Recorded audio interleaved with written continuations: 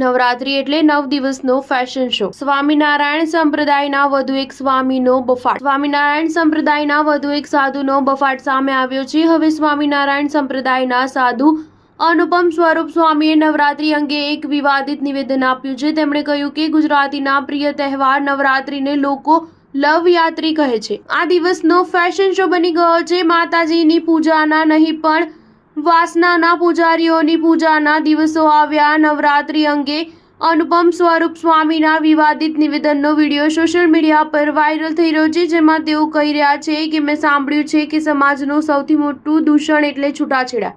Social મીડિયામાં એક પોસ્ટમાં કોઈકે એવું પણ લખ્યું કે સમય ઓછો અપાતો હશે, બેડ બિહેવિયર, ઓછી વાતચીત, વધતી જતી જરૂરિયાત છે. એમાં કોઈકે લખ્યું કે નવરાત્રીના કારણે છૂટાછેડા થાય છે. લખનારે કંઈક વિચારીને જ લખ્યું હશે.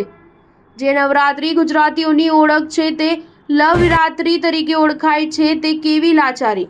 અનુપમ સ્વરૂપ સ્વામી જણાવ્યું કે નવરાત્રીમાં માતાજીના 9 રૂપોની પૂજા થાય છે, ઉપાસના થાય. તે નવરાત્રીમાં મહિલાઓને રાવણની નજરે જોવાય, તે કેવી લાચારી. નવરાત્રીમાં જે સ્ત્રીને દેવી સ્વરૂપે જોવામાં આવતી, નારીતું નારાયણી તરીકે જોવામાં આવતી, તે સ્ત્રીને મનોરંજનના સાધન કે ટિકિટના વધુ ભાવ લેવાના સાધન તરીકે જોવામાં આવે. ભૂખ્યા ભેડિયાઓની વચ્ચે સસલું રમતું મૂકવામાં આવે, તેમ ગરબે રમાડવામાં આવે, તે કેવી લાચારી. સ્ટાર ન્યૂઝ 7 હંમેશા સચ્ચાઈની સાથે.